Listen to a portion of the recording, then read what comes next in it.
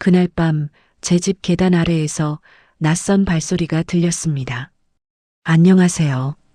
저는 김은주입니다. 올해 55살이고 중학교 급식실에서 조리원으로 일하고 있습니다. 25살에 결혼해서 30해를 살았습니다. 허리 휘도록 일해서 모은 돈과 어머니가 남겨주신 유산 3억을 보태 드디어 제 이름으로 된 집을 샀습니다.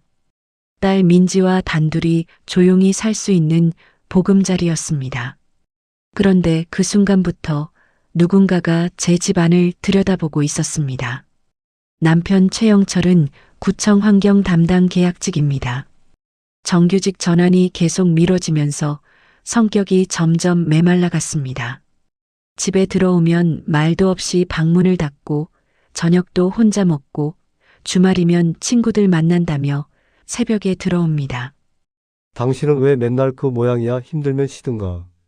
제가 허리 아프다고 말하면 돌아오는 대답이 그겁니다. 시어머니는 제가 결혼한 지 10년이 되던 해 돌아가셨습니다. 돌아가시기 전까지 저를 한 번도 며느리로 대접한 적이 없었습니다. 명절 때마다 제 앞에서 이렇게 말씀하셨습니다. 너희 집안은 원래 약하지. 그래서 애도 하나밖에 못 낳고. 저는 아무 말도 못했습니다. 남편도 가만히 있었습니다. 시누이와 시동생은 웃으며 듣고 있었습니다. 제가 약해서 문제인가? 제가 참지 못해서 문제인가? 그렇게 30년을 살았습니다. 작년 겨울 어머니가 돌아가셨습니다. 어머니는 마지막까지 제 손을 잡으며 말씀하셨습니다. 은주야, 내 이름으로 된 집 하나 꼭 마련해라. 그래야 내가 살아. 유산으로 받은 3억 원에 제가 15년 동안 모은 2억을 보탰습니다. 5억으로 이 집을 샀습니다. 등기는 제 이름으로만 했습니다. 남편 이름은 넣지 않았습니다. 당신 이름 빠졌어. 남편이 등기부를 보며 차갑게 말했습니다. 어머니 유산이니까 제 이름으로 했어요. 그래 알았어. 그날 이후 남편은 더 말이 없어졌습니다. 외출도 잦아졌습니다. 전화도 자주 받았습니다. 누군가와 통화할 때면 방문을 닫고 낮은 목소리로 이야기했습니다. 올해 들어서 몸이 이상했습니다. 아침에 일어나면 어지럽고 계단을 오르면 숨이 찼습니다. 급식실에서 국솥을 들다가 주저앉은 적도 있습니다. 식은 땀이 흐르고 눈앞이 깜깜해졌습니다. 은주 선생님 얼굴이 너무 안 좋아요. 병원 가보세요. 동료 선생님이 걱정스럽게 말했습니다. 동네 내과에 갔습니다. 의사 선생님이 혈액 검사 결과를 보더니 심각한 표정을 지었습니다. 혈색소 수치가 정상의 절반도 안 됩니다. 심한 빈혈이에요. 당장 입원하셔야 합니다. 입원이요? 네, 이 정도면 일상생활도 힘드셨을 텐데 어떻게 버티셨어요? 저는 그냥 피곤한 줄 알았습니다. 나이 들면 다 그런 줄 알았습니다. 입원은 힘들어요. 일을 해야 해서요. 그럼 최소한 2주일은 푹 쉬세요. 약 드시고 안정 취하시고 집에서라도 누워 계셔야 합니다. 집에 돌아와서 딸 민지에게 말했습니다. 민지야, 엄마 병원 다녀왔는데 빈혈이 좀 심하대. 엄마 많이 아파요? 아니야. 약 먹으면 괜찮대. 그런데 2주일 정도 쉬래. 민지는 22입니다. 대학을 졸업하고 이제 막 취업 준비를 하고 있습니다. 착한 애입니다. 제 말을 잘 듣습니다. 하지만 요즘은 제가 너무 힘들어하는 모습을 보는 게 부담스러운지 제 이야기를 대충 듣고 넘기는 때가 많았습니다. 그럼 제가 집안일 할게요. 엄마는 쉬세요. 고마워, 민지야. 그날 저녁 남편에게도 말했습니다. 빈혈이 심해서 2주일 쉬래요. 그래 알았어. 그게 전부였습니다. 다음 날부터 민지가 아침 일찍 일어나 밥을 했습니다. 저는 침대에 누워 있었습니다. 몸이 정말 힘들었습니다. 일어나려고 하면 눈앞이 깜깜해지고 귀가 울렸습니다. 사흘째 되던 날 민지가 말했습니다. 엄마, 제가 회사 면접 준비하느라 집에 계속 있기 힘들어요. 간병인 한 분 모셔올까요? 간병인? 네, 요양보호사 선생님이요. 엄마 챙겨드리고 집안일도 도와주시고. 저는 잠깐 망설였습니다. 낯선 사람을 집에 들이는 게 불편했습니다. 하지만 민지도 바쁜데 제가 짐이 될 수는 없었습니다. 그래, 그렇게 하자. 민지는 인터넷으로 알아봤다며 다음날 간병인을 데려왔습니다. 안녕하세요. 문채린이라고 합니다. 잘 부탁드립니다. 30 중반쯤 되어 보이는 여자였습니다. 키가 크고 말쑥했습니다. 웃는 얼굴이 온화해 보였습니다. 잘 부탁드려요. 어머님, 제가 식사 준비하고 청소하고 다 도와드릴게요. 편하게 쉬세요. 문채리는 그날부터 매일 아침 9시에 왔습니다. 저녁 6시에 퇴근했습니다. 밥도 잘하고 청소도 깔끔하게 했습니다. 그런데 이상했습니다. 문채린의 손이 너무 깨끗했습니다. 요양보호사라면 환자를 돌보고 집안일을 하는 사람입니다. 그런데 그 사람 손에는 상처 하나 없었습니다. 손톱도 매끈하고 손바닥도 부드러웠습니다. 마치 사무실에서 일하는 사람 같았습니다. 어느 날 제가 물었습니다. 채린 씨, 이 일하신 지 오래됐어요? 네, 5년 정도요. 손이 참 곱네요. 아, 제가 핸드크림을 자주 발라서요. 그렇게 대답하고는 부엌으로 갔습니다. 며칠 후 또 이상한 일이 있었습니다. 제 방 서랍에 넣어둔 5만 원짜리 2장이 없어졌습니다. 분명히 거기 넣어뒀는데 없었습니다. 민지야, 엄마 서랍에 있던 돈 봤니? 아니요, 왜요? 10만 원이 없어졌어. 엄마가 어디 쓰신 거 아니에요? 아니야. 분명히 서랍에 넣어뒀는데. 민지는 고개를 갸우뚱했습니다. 엄마 요즘 어지러우시잖아요. 혹시 잘못 기억하신 거 아닐까요? 저도 그럴 수도 있다고 생각했습니다. 빈혈 때문에 정신이 흐릿할 때가 많았습니다. 하지만 며칠 후 또 이상한 일이 있었습니다. 제 금반지가 없어졌습니다. 어머니가 주신 반지였습니다. 화장대 서랍 깊숙한 곳에 넣어뒀는데 사라졌습니다. 민지야, 엄마 반지 봤니? 무슨 반지요? 외할머니가 주신 금반지. 못 봤는데요. 어디 두셨어요? 화장대 서랍에 넣어뒀는데 없어. 민지는 서랍을 뒤져봤지만 반지는 없었습니다. 엄마 혹시 다른 데 두신 거 아니에요? 아니야. 분명히 여기 넣어뒀어. 그날 밤 잠을 자다가 이상한 소리를 들었습니다. 뚜벅, 뚜벅. 아래층에서 발소리가 들렸습니다. 천천히 걷는 소리였습니다. 저는 침대에서 일어나려다 어지러워서 벽에 손을 짚었습니다. 숨이 차고 식은땀이 났습니다. 잠시 기다렸다가 천천히 거실로 나갔습니다. 불을 켰지만 아무도 없었습니다. 부엌도 화장실도 아무도 없었습니다. 민지 방문을 살짝 열어봤습니다. 민지는 깊이 자고 있었습니다. 이상하네. 저는 다시 방으로 들어갔습니다. 다음 날 아침 문채린이 왔습니다. 어머님, 어젯밤에 잘 주무셨어요? 아니, 밤에 이상한 소리가 들려서 깼어. 무슨 소리요? 발소리 같은 거. 아래층에서. 문채린은 잠깐 표정이 굳었습니다. 그러고는 웃으며 말했습니다. 아, 아마 아래층 사람들이 이사 가느라 그랬나 봐요. 그런가. 하지만 이상했습니다.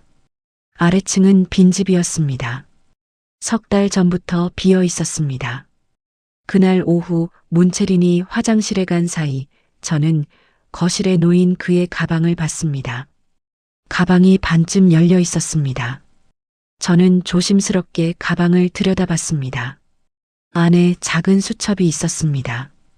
수첩 표지에 뭔가 적혀 있었습니다. 김은주 55세. 제 이름이었습니다. 저는 가슴이 철렁했습니다. 화장실에서 물 내리는 소리가 들렸습니다. 저는 황급히 수첩을 도로 넣고 소파에 앉았습니다. 어머님 괜찮으세요? 네. 문채리는 자연스럽게 웃으며 부엌으로 갔습니다. 그날 저녁 남편에게 말했습니다. 여보, 요즘 집에서 이상한 일이 자꾸 생겨. 뭐가?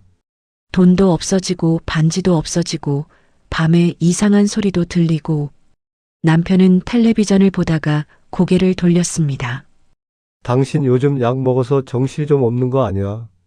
아니야. 분명히 이상해. 그럼 경찰에 신고해. 근데 증거가 있어. 증거는 없지만 증거도 없으면서 뭘 어떻게 해. 그냥 당신이 잘못 둔 거겠지. 남편은 다시 텔레비전을 봤습니다. 저는 아무 말도 하지 못했습니다. 다음 날 민지가 친구를 데려왔습니다. 엄마, 제 회사 동료 박서빈 언니예요. 안녕하세요. 민지 언니한테 얘기 많이 들었어요. 얼굴이 환하고 목소리가 밝았습니다. 민지는 요즘 이 친구와 자주 만나는 것 같았습니다. 취업 때문에 외로웠던 민지에게 언니 같은 친구가 생긴 모양이었습니다. 민지가 면접 준비하느라 바쁘다고 해서 제가 놀러 왔어요. 그래요. 고마워요. 박서빈은 거실에 앉아서 민지와 이야기를 나눴습니다. 저는 방에서 쉬고 있었는데 박서빈의 목소리가 들렸습니다. 민지야, 어머니 많이 편찮으시지? 응, 빈혈이 심해서 2주일째 쉬고 계셔. 약은 드시고 계시고? 응. 그럼 집에 혼자 계실 때가 많겠네. 응. 낮에는 간병인 선생님이 계시고 저랑 아빠는 주로 저녁에 있어. 아, 그럼 낮 시간대엔 어머니랑 간병인 선생님 단둘이 계시는구나. 응. 왜? 아니, 궁금해서. 혹시 집에 금고 같은 거 있어? 저는 귀를 기울였습니다. 왜 저런 걸 물어보지? 응, 거실 장식장 뒤에 있어. 왜? 아니, 요즘 빈집털이 많다고 해서 조심해야 할 것 같아서. 아, 그렇구나. 가스밸브는 잘 잠그고 계시고? 응, 엄마가 항상 확인하셔. 민지야, 어머니 혹시 언제 혼자 계실 때가 있어? 간병인 선생님도 없고. 주말엔 간병인 선생님 안 오시니까 혼자 계시지. 나는 학원 가고 아빠는 친구들 만나고. 아, 그렇구나. 대화가 끝났습니다. 저는 가슴이 답답했습니다.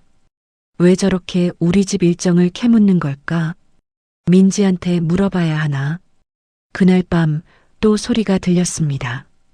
뚜벅, 뚜벅. 이번에는 확실했습니다. 아래층에서 누군가 걷고 있었습니다. 저는 침대에서 일어나려다 다시 어지러웠습니다. 벽에 기대서서 숨을 고르고 천천히 거실로 나갔습니다. 현관문을 열고 복도로 나갔습니다. 아래층 집 앞에 섰습니다. 문에 귀를 대보니 안에서 소리가 들렸습니다. 빨리 해, 시간 없어. 남자 목소리였습니다.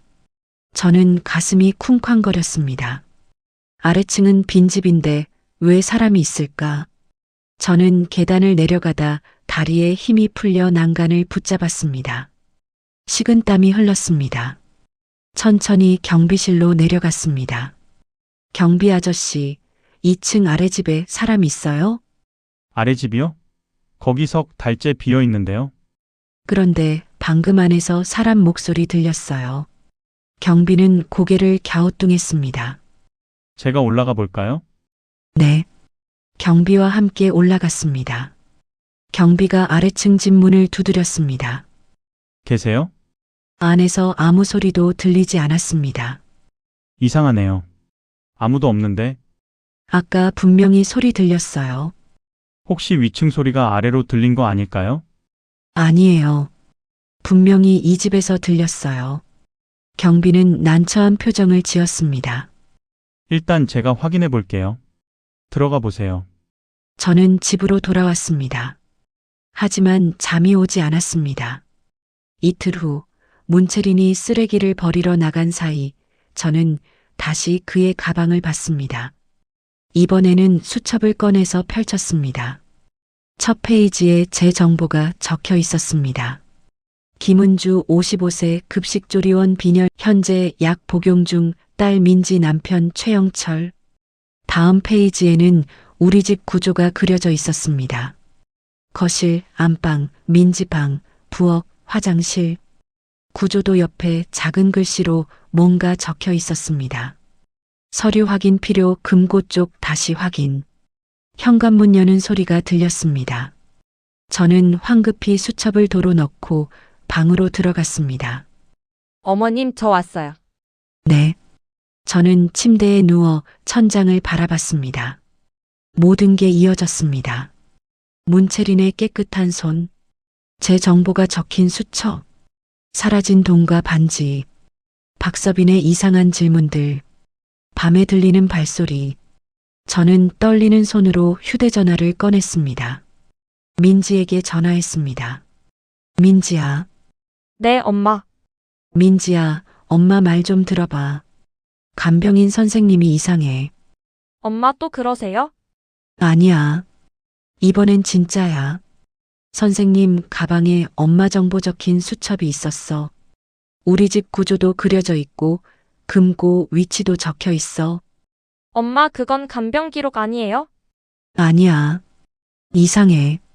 그리고 서빈 씨도 이상해. 왜 우리 집 일정이며 금고며 그런 걸 물어보는 거야? 엄마 서빈 언니가 뭘 잘못했어요?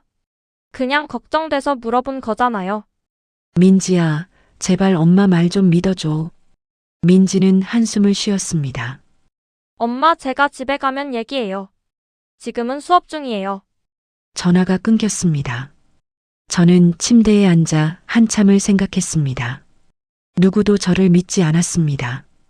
남편도 딸도 모두 제가 약 먹어서 정신이 이상한 거라고 생각했습니다. 하지만 저는 알고 있었습니다. 뭔가 잘못되고 있다는 걸. 그날 밤 경비실에서 전화가 왔습니다. 부인, 어제 말씀하신 아래층 집 건인데요. 네, 다른 주민한테 나중에 들었는데 엊그제 밤에 누가 위층에서 내려오는 걸 봤다는 사람이 있더라고요. 누구요? 여자였대요. 키 크고 말쑥한. 저는 가슴이 철렁했습니다. 혹시 그 사람 몇 시쯤 봤대요? 밤 11시쯤이요. 그 시간이면 저희 집에 아무도 없을 시간입니다. 민지는 학원 가고 남편은 늦게 들어오고. 알겠습니다. 고맙습니다. 경비가 가고 저는 다시 방으로 들어갔습니다. 며칠 후 또 다른 일이 있었습니다. 같은 층에 사는 이웃 아주머니가 저를 만나자 말했습니다. 은주 씨, 요즘 집에 사람 자주 오시나 봐요? 무슨 말씀이세요? 아니, 제가 저녁에 나갔다 들어오는데 은주 씨 집 앞에 낯선 사람 서 있는 거 몇 번 봤거든요. 그것도 밤늦게. 언제요? 지난주에도 그랬고 그저께도 봤어요. 어떻게 생긴 사람이었어요? 키 크고 말쑥한 여자였어요. 저는 더 이상 물어볼 수가 없었습니다. 그날 밤 저는 잠들지 않고 기다렸습니다. 11시쯤 아래층에서 소리가 들렸습니다. 저는 조용히 현관문을 열고 복도로 나갔습니다. 계단 쪽에서 발소리가 들렸습니다. 누군가 올라오고 있었습니다. 저는 비상구 쪽 모퉁이에 몸을 숨겼습니다. 어지럽고 다리가 후들거렸지만 꾹 참았습니다. 잠시 후 문채린이 나타났습니다. 문채린은 아래층 집 앞에 섰습니다. 주머니에서 열쇠를 꺼내 문을 열고 안으로 들어갔습니다. 저는 숨을 죽이고 지켜봤습니다. 문 안에서 남자 목소리가 들렸습니다. 어때? 아직이야. 좀 더 기다려야 해. 언제까지? 일주일 안에는. 빨리 끝내. 시간 없다고. 알아. 그쪽은? 준비 다 됐어. 넌 그냥 내일만 잘해. 저는 더 이상 듣지 못했습니다. 귀가 울리고 눈앞이 흐려졌습니다. 벽에 기대섰습니다. 문채린이 나올 기미가 보였습니다. 저는 황급히 계단 뒤 그림자 속으로 숨었습니다. 문채린이 문을 잠그고 계단으로 내려갔습니다. 저는 한참을 그대로 서 있었습니다. 문채린이 무언가를 계획하고 있었습니다. 일주일 안에, 그 계획 안에 제가 들어있다는 사실을 깨닫는 순간 온몸이 얼어붙었습니다. 그날 밤 이후 저는 더 이상 잠을 잘 수 없었습니다. 문채린이 매일 아침 9시에 오면 저는 아무렇지 않은 척 했습니다. 하지만 그의 모든 행동을 지켜봤습니다. 문채린은 부엌에서 요리를 하면서도 자꾸 거실 쪽을 돌아봤습니다. 청소를 하면서 장식장 뒤를 유심히 봤습니다. 금고가 있는 곳이었습니다. 어머님, 오늘은 좀 어떠세요? 별로 안 좋아요. 약은 잘 드셨어요? 네. 문채린은 약통을 확인했습니다. 그러고는 물을 따라 제게 건넸습니다. 약 드세요. 꼭 드셔야 해요. 저는 약을 받아 입에 넣는 척하고 혀 밑에 숨겼습니다. 물을 마시고 약은 나중에 휴지에 뱉었습니다. 이상했습니다. 문채린의 손은 여전히 너무 깨끗했습니다. 오늘도 마찬가지였습니다. 설거지를 하고 청소를 하는데도 손에는 상처 하나 없었습니다. 손등도 매끈하고 손톱도 잘 다듬어져 있었습니다. 요양보호사가 저렇게 손을 관리할 수 있을까? 매일 집안일을 하는 사람의 손이 저럴 수 있을까? 그날 오후 문채린이 쓰레기를 버리러 나간 사이 저는 다시 그의 가방을 봤습니다. 수첩을 꺼내 조심스럽게 펼쳤습니다. 새로운 내용이 추가되어 있었습니다. 4월 20일 약 복용 확인. 오늘이 4월 20일이었습니다. 현관문 여는 소리가 들렸습니다. 저는 황급히 수첩을 도로 넣었습니다. 어머님, 다녀왔어요. 네. 저는 심장이 쿵쾅거렸습니다. 문채린이 뭔가를 기록하고 있었습니다. 저에 대한 기록을. 다음 날 박서빈이 또 왔습니다. 안녕하세요. 어머니, 민지 언니 있어요? 민지는 학원 갔어. 아, 그럼 제가 좀 기다려도 될까요? 그래요. 박서빈은 거실에 앉아 휴대전화를 봤습니다. 하지만 저는 알았습니다. 그가 거실을 훑어보고 있다는 걸. 어머니, 요즘 몸은 좀 괜찮으세요? 아직 안 좋아요. 약 드시고 계시죠? 네. 어머니, 혹시 이번 주말에 집에 혼자 계실 일 있으세요? 저는 속으로 긴장했습니다. 왜요? 아니, 제가 민지 언니랑 같이 놀러 올까 해서요. 주말에 시간 되시면. 민지는 학원 가는데. 아, 그럼 어머니 혼자 계시겠네요. 아마도요. 박서빈은 고개를 끄덕였습니다. 그리고 또 물었습니다. 어머니, 혹시 집에 가스레인지 오래 쓰신 거 아니에요? 요즘 낡은 가스레인지 사고 많이 난다고 하던데. 아직 괜찮아요. 그래도 주말에 한번 점검 받아보세요. 안전이 중요하니까. 왜 자꾸 가스 얘기를 할까? 왜 주말에 제가 혼자 있는지 확인하려 할까? 박서빈은 잠시 후 나갔습니다. 민지가 오기도 전에 먼저 간다고 했습니다. 저는 가슴이 답답했습니다. 그날 저녁 남편이 들어왔습니다. 여보, 내가 할 말이 있어요. 뭔데? 간병인 선생님이랑 민지 친구가 이상해요. 남편은 소파에 앉으며 한숨을 쉬었습니다. 또 그 얘기야? 진짜예요. 간병인 선생님은 밤에 우리 집 앞에 와요. 그리고 아래층 빈집에 들어가요.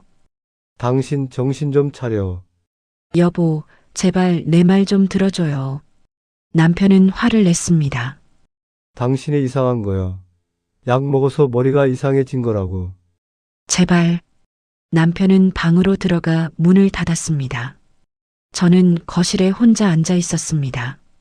아무도 저를 믿지 않았습니다. 남편도 딸도. 저는 완전히 혼자였습니다. 누구도 제 말을 들어주지 않았습니다. 모두가 저를 이상한 사람 취급했습니다. 약 먹어서 정신이 이상해진 사람. 빈혈 때문에 헛것을 보는 사람. 그렇게 생각하고 있었습니다. 저는 정말 이상한 걸까? 제가 착각하고 있는 걸까? 아니야. 아니야. 저는 분명히 봤습니다. 문채린이 아래층에 들어가는 걸, 수첩에 제 정보가 적힌 걸, 박서빈이 이상하게 질문하는 걸. 저는 미치지 않았습니다. 다음 날 문채린이 화장실에 간 사이 저는 또다시 수첩을 확인했습니다. 이번에는 다음 페이지를 펼쳤습니다. 4월 22일 주말 일정 파악. 내일이 4월 22일이었습니다. 그 아래에 작은 글씨로 적혀 있었습니다. 4월 25일 최종. 최종? 무슨 최종? 저는 더 넘겨보려 했지만 화장실 물 내리는 소리가 들렸습니다. 황급히 수첩을 도로 넣었습니다. 문채리는 자연스럽게 웃으며 부엌으로 갔습니다. 저는 침대에 누워 생각했습니다. 이틀 후에 뭔가 일어납니다. 최종이라는 게 뭘까? 그날 저녁 민지에게 말했습니다. 민지야, 엄마 이번 주말에 혼자 있기 싫어. 너 학원 안 가면 안 돼? 엄마 이번 주말에 중요한 모의 면접 있어요. 못 빠져요. 그럼 아빠는? 아빠는 친구들 만난다고 하셨잖아요. 민지야, 제발 엄마랑 같이 있어줘. 민지는 난처한 표정을 지었습니다. 엄마 왜 그러세요? 혼자 있기 무서우세요? 응. 뭔가 이상해. 엄마 채린 선생님도 주말엔 안 오시잖아요. 그냥 푹 쉬세요. 민지야. 엄마 저 진짜 못 빠져요. 이거 중요해요. 민지는 방으로 들어갔습니다. 저는 또다시 혼자였습니다. 그날 밤 경비실에서 전화가 왔습니다. 부인 혹시 요즘 이상한 거 못 느끼셨어요? 무슨 말씀이세요? 아니, 다른 주민들이 그러는데 최근에 밤에 2층 복도를 서성이는 사람이 있다고 하더라고요. 언제요? 일주일 전부터요. 밤 11시쯤. 어떻게 생긴 사람인가요? 키 큰 여자라고 하던데요. CCTV 확인해 봤는데 얼굴은 안 보이고 뒷모습만 찍혔어요. 그 사람이 어디로 갔어요? 아래층으로 내려가더라고요. 저는 가슴이 철렁했습니다. 고맙습니다. 전화를 끊고 저는 생각했습니다. 문채린이었습니다. 밤에 다시 와서 아래층에 들어가는 사람. 왜 문채린은 밤에 다시 와야 할까? 낮에 우리 집에서 뭔가 확인하고 밤에 아래층에서 뭔가 준비하는 걸까? 저는 결심했습니다. 오늘 밤 다시 확인하기로.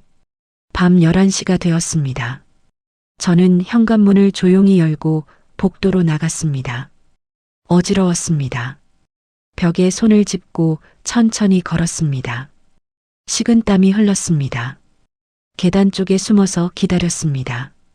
잠시 후 발소리가 들렸습니다. 누군가 올라오고 있었습니다. 문채린이었습니다.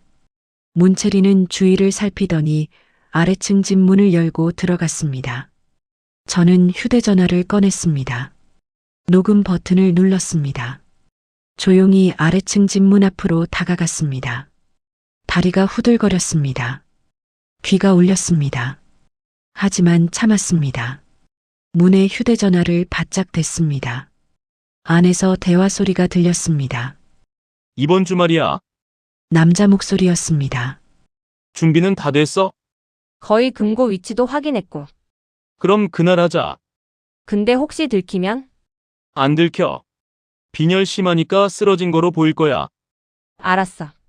저는 더 들으려 했습니다. 하지만 그때였습니다.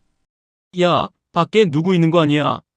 안에서 남자 목소리가 들렸습니다. 저는 숨이 멎었습니다. 문이 열렸습니다. 저는 황급히 계단 쪽으로 뛰었습니다. 누구야? 뒤에서 남자 목소리가 들렸습니다. 저는 계단을 올라갔습니다. 어지러웠습니다. 눈앞이 흐려졌습니다. 한 계단, 두 계단. 숨이 찼습니다. 뒤에서 발소리가 가까워졌습니다. 거기서. 저는 계단을 한 계단 더 올라가려 했습니다. 하지만 눈앞이 완전히 하얘졌습니다. 계단이 물결처럼 출렁거렸습니다. 귀에서 윙 소리가 났습니다. 저는 계단 중간에서 멈췄습니다. 더 이상 갈 수 없었습니다. 다리에 힘이 풀렸습니다. 쿵. 저는 계단에 쓰러졌습니다. 휴대전화가 손에서 미끄러져 아래로 떨어졌습니다. 이런. 남자 목소리가 들렸습니다. 채린, 저 여자 어떡해? 그냥 나가자. 경비가 알아서 발견하겠지. 우린 모르는 척해. 발소리가 멀어졌습니다. 저는 눈을 감았습니다. 의식이 흐려졌습니다. 얼마나 지났을까? 저는 눈을 떴습니다. 병원이었습니다. 정신 드세요? 간호사가 물었습니다. 여기가 어디예요? 응급실이에요. 계단에서 쓰러지셨어요. 제 휴대전화는요? 경비 아저씨가 갖고 계실 거예요? 민지가 들어왔습니다. 엄마 괜찮으세요? 민지야, 내 휴대전화 어디 있어? 여기 있어요. 저는 휴대전화를 받아 녹음 파일을 찾았습니다. 있었습니다. 저는 재생 버튼을 눌렀습니다. 이번 주말이야. 준비는 다 됐어? 거의. 금고 위치도 확인했고. 민지의 얼굴이 굳었습니다. 엄마 이게 뭐예요? 엄마가 녹음한 거야. 누구 목소리예요? 한 명은 간병인 선생님이야. 다른 한 명은 모르겠어. 민지는 녹음을 끝까지 들었습니다. 근데 혹시 들키면 안 들켜. 빈혈 심하니까 쓰러진 거로 보일 거야. 민지의 손이 떨렸습니다. 엄마 이거 무슨 뜻이에요? 엄마도 잘 모르겠어. 근데 분명히 나쁜 거야. 경찰에 신고해야 해요. 그래. 저는 간호사를 불렀습니다. 경찰 좀 불러주세요. 무슨 일이세요? 저를 노리는 사람이 있어요.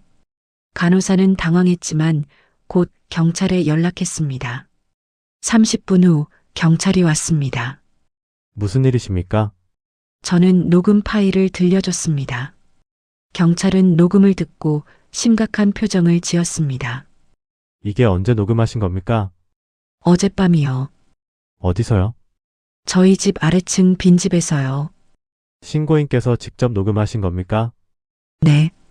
경찰은 고개를 끄덕였습니다. 일단 조사하겠습니다.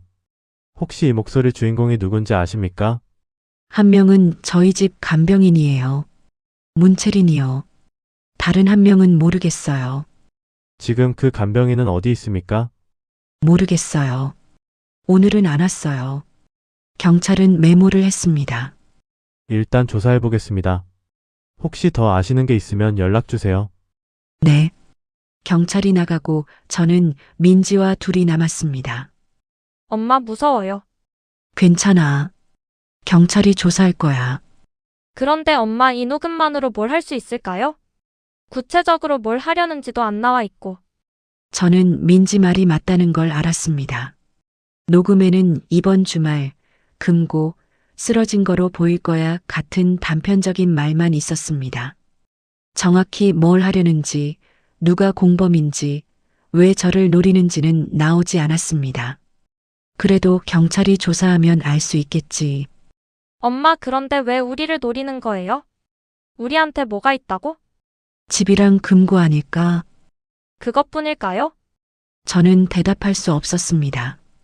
그날 밤 남편이 병원에 왔습니다. 무슨 일이야? 여보, 간병인 선생님이 저를 노리고 있어요. 저는 녹음을 들려줬습니다. 남편은 얼굴이 굳었습니다. 이게 진짜야? 네. 남편은 한참을 아무 말도 하지 않았습니다. 여보, 혹시 당신 최근에 이상한 전화 받은 적 있어요? 무슨 전화? 간병인 관련해서 아, 간병인 소개소에서 전화 온 적은 있어. 왜? 저는 가슴이 철렁했습니다. 언제요? 한 달 전쯤 당신 빈혈 심하다고 해서 간병인 필요하냐고 물어보더라고.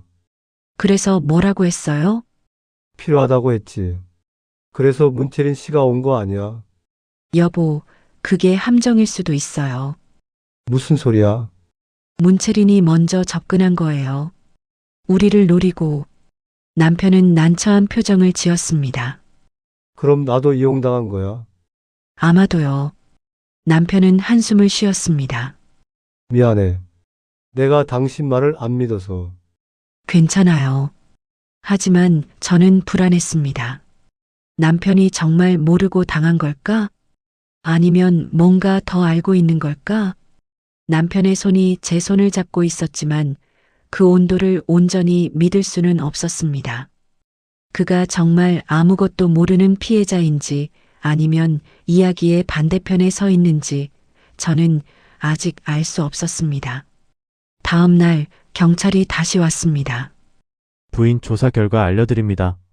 네, 문채린이라는 사람을 찾고 있습니다. 하지만 아직 발견하지 못했습니다.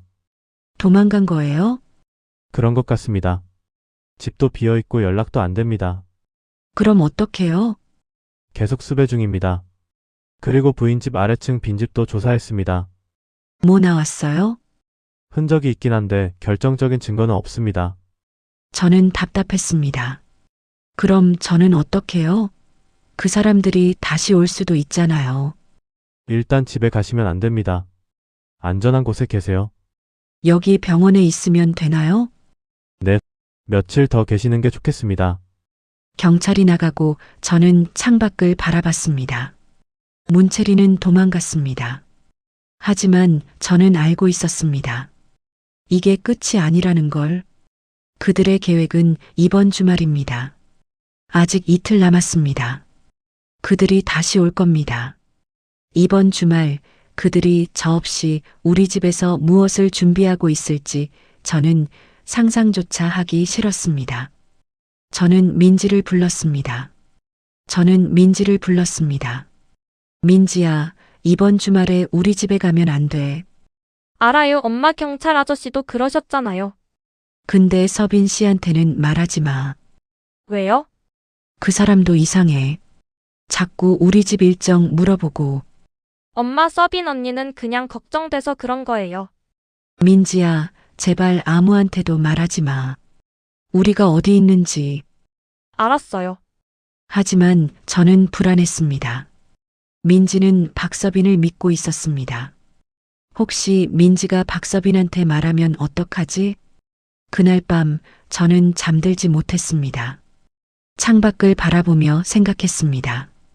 문채리는 어디 있을까? 남자는 누구일까? 왜 저를 노리는 걸까? 이번 주말에 뭘 하려는 걸까? 모든 게 불분명했습니다. 저는 녹음만 갖고 있었습니다. 하지만 그 녹음으로는 부족했습니다. 경찰도 증거 부족이라고 했습니다. 저는 더 많은 증거가 필요했습니다. 그리고 저는 알아야 했습니다. 누가 저를 노리는지, 왜 저를 노리는지, 그들의 계획이 정확히 뭔지. 하지만 지금은 아무것도 확실하지 않았습니다. 저는 단지 알고 있었습니다. 이번 주말에 뭔가 일어난다는 것. 그리고 그 계획 안에 제가 들어있다는 것. 그리고 저는 그것을 막을 시간이 이틀밖에 남지 않았다는 것도. 병원에서 이틀을 보냈습니다. 민지는 제 옆에 있었습니다.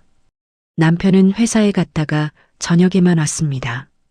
그 이틀 동안 저는 계속 생각했습니다. 어떻게 해야 저들을 잡을 수 있을까? 경찰은 증거가 부족하다고 했습니다. 녹음만으로는 구체적인 범죄를 입증할 수 없다고 했습니다. 그렇다면 제가 직접 해야 했습니다. 증거를 만들어야 했습니다. 이틀째 되는 날 오후 저는 경찰에게 전화했습니다. 제가 제안이 있습니다. 무슨 제안이십니까? 제가 미끼가 되겠습니다. 무슨 말씀이신지? 저들의 계획이 이번 주말이라고 했잖아요. 제가 집에 가 있을게요. 그럼 저들이 올 겁니다. 너무 위험합니다. 하지만 이렇게라도 안 하면 저들을 못 잡잖아요. 경찰분들이 숨어서 지켜봐 주세요. 결정적인 순간에 잡으시면 됩니다. 경찰은 한참을 망설이다가 말했습니다. 상부에 보고하고 연락드리겠습니다. 2시간 후 경찰이 다시 전화했습니다.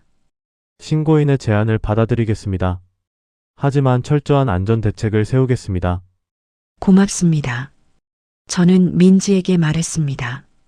민지야, 엄마가 주말에 집에 갈 거야. 엄마 위험해요. 괜찮아. 경찰이 지켜볼 거야. 저도 같이 갈게요. 안 돼. 너는 안전한 데 있어야 해. 엄마, 민지야, 엄마 믿어줘. 꼭 괜찮을 거야. 민지는 울었습니다. 하지만 결국 고개를 끄덕였습니다. 금요일 저녁 저는 퇴원했습니다. 집으로 돌아왔습니다. 경찰 2명이 이미 집 안에 숨어 있었습니다. 민지 방과 부엌에 각각 1명씩. 신고인 절대 위험한 행동하지 마세요. 저희가 신호를 드리면 바로 나오세요. 네. 경찰은 작은 무전기를 제게 줬습니다. 위험하면 이 버튼 누르세요. 바로 나갑니다. 알겠습니다. 민지와 남편은 근처 호텔에 머물기로 했습니다. 집에는 저 혼자만 있는 것처럼 보여야 했습니다.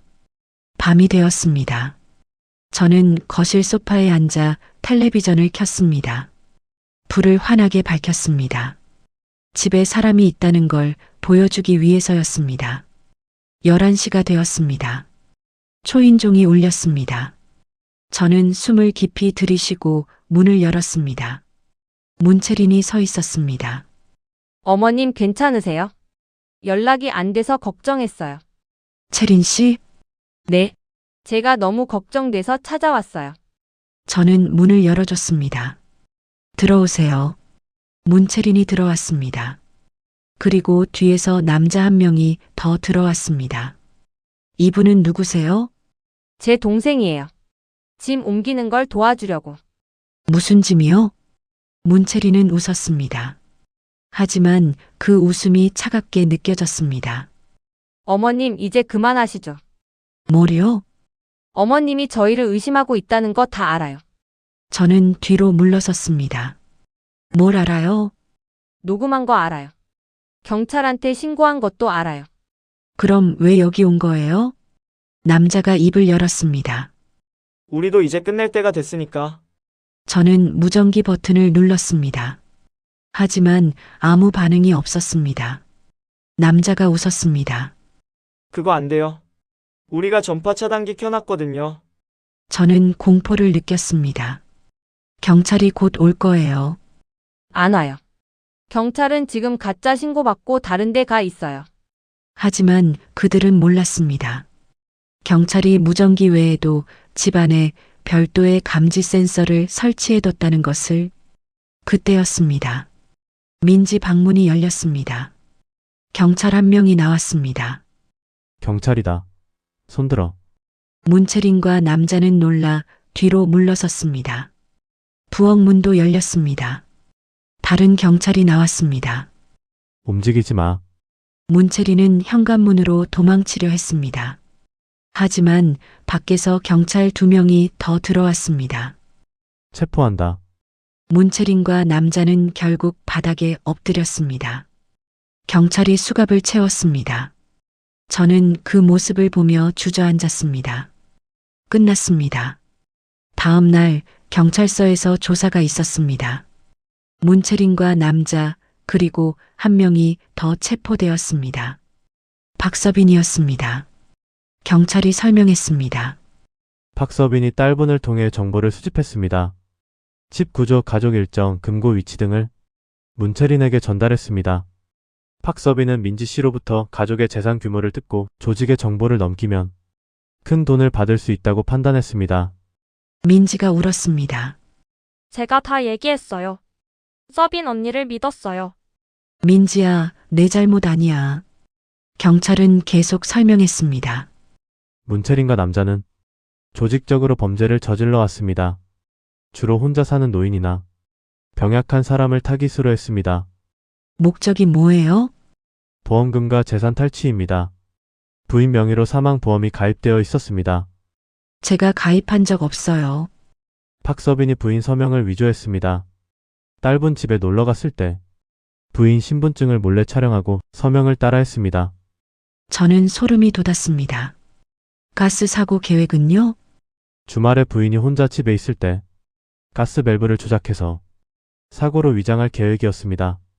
부인은 빈혈로 쓰러진 상태에서 가스에 중독되고 사고사로 처리되면 보험금 3억이 나오는 구조였습니다. 그럼 남편은요? 남편분은 무혐의입니다. 간병인 소개서라고 속인 문채린에게 전화를 받은 것뿐입니다. 남편분도 피해자입니다. 저는 안도했습니다. 이제 어떻게 되나요? 3명 모두 구속 기소됩니다. 보험 사기, 살인 미수, 주거 침입 등의 혐의입니다. 실형을 받을 겁니다. 저는 고개를 끄덕였습니다. 경찰서를 나와 집으로 돌아왔습니다. 민지가 옆에 있었습니다. 엄마 미안해요. 뭐가? 엄마 말을 안 믿어서. 서빈 언니를 믿어서. 민지야, 내 잘못 아니야. 너도 속은 거야. 그래도 제가 엄마를 더 믿었어야 했어요. 저는 민지를 안았습니다. 이제 괜찮아. 다 끝났어. 민지는 한참을 울었습니다. 그날 저녁 남편이 왔습니다. 미안해. 내가 당신 말을 안 믿어서. 괜찮아요. 나도 속았어. 문채린한테. 알아요. 저는 남편을 바라봤습니다.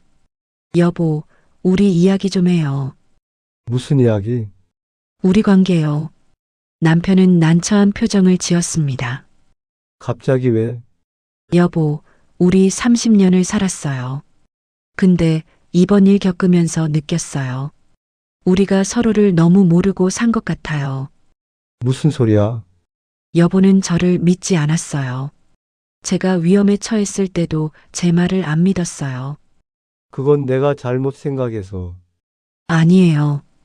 그게 우리 문제예요. 우리는 서로를 믿지 않았어요. 남편은 아무 말도 하지 못했습니다. 여보, 저 이제 혼자 살고 싶어요. 뭐? 이혼하고 싶어요. 남편은 놀랐습니다. 갑자기 왜 그래? 갑자기가 아니에요. 30년 동안 생각한 거예요. 나한테 잘못이 있으면 고치게. 여보, 저는 더 이상 못 살겠어요. 이번 일 겪으면서 깨달았어요. 제가 혼자가 되어야 산다는 걸. 남편은 한참을 아무 말도 하지 않았습니다. 알았어. 내가 원한다면. 고마워요. 남편은 짐을 싸서 나갔습니다. 저는 창밖을 바라봤습니다. 이제 진짜 끝났습니다. 며칠 후 신우이가 전화했습니다. 언니, 오빠랑 이혼한다며? 응, 왜? 오빠가 뭘 잘못했어? 잘못한 건 없어. 그냥 우리가 안 맞아. 근데 갑자기 왜? 갑자기가 아니야. 오래 생각한 거야. 그래도 30년을 산 사이인데. 그래서 더 이혼하는 거야. 30년 더 이렇게 못 살아. 신우이는 한참을 말이 없었습니다. 그래. 언니가 결정한 거면 어쩔 수 없지. 고마워. 근데 언니, 엄마 재산은 어떻게 할 거야? 나는 안 갈 거야. 너희끼리 해. 그래도 미안해. 나는 이제 너희 집안 사람 아니야. 전화를 끊었습니다. 저는 홀가분했습니다. 이제 진짜 자유였습니다. 민지가 물었습니다. 엄마 괜찮아요? 응, 괜찮아. 엄마 혼자 외롭지 않으세요? 아니야. 오히려 편해. 민지는 웃었습니다. 엄마 멋있어요. 뭐가? 용감하세요. 저도 엄마처럼 살고 싶어요. 민지야, 너는 내 인생 살아. 엄마처럼 살지 마. 알았어요. 한 달이 지났습니다. 이혼은 순조롭게 진행되었습니다. 재산 분할도 했습니다. 집은 제 이름으로 되어 있었기 때문에 제가 다 가졌습니다. 문채린과 박서빈, 그리고 남자는 모두 실형을 받았습니다. 문채린은 10년, 박서빈은 7년, 남자는 12년. 저는 다시 급식실로 돌아갔습니다. 동료들이 반겼습니다. 은주 선생님 고생 많으셨어요. 고마워요. 이제 괜찮으세요? 네, 괜찮아요. 저는 다시 일을 시작했습니다. 국솥을 들고 반찬을 나르고 설거지를 했습니다. 힘들었지만 행복했습니다. 어느 날 민지가 물었습니다. 엄마 후회 안 해요? 뭘? 이혼한 거요. 아니, 전혀. 진짜요? 응, 이게 내 인생이야. 민지는 웃었습니다. 엄마 저도 취직했어요. 진짜? 어디? 작은 회사인데 좋은 데예요. 축하해, 민지야. 고마워요, 엄마. 저는 민지를 안았습니다. 이제 저는 혼자가 아니었습니다. 딸이 있었습니다. 그리고 제 삶이 있었습니다. 저는 창밖을 바라봤습니다. 봄이 오고 있었습니다. 새로운 계절이 시작되고 있었습니다. 저는 웃었습니다. 이제 진짜 제 인생을 살 수 있었습니다.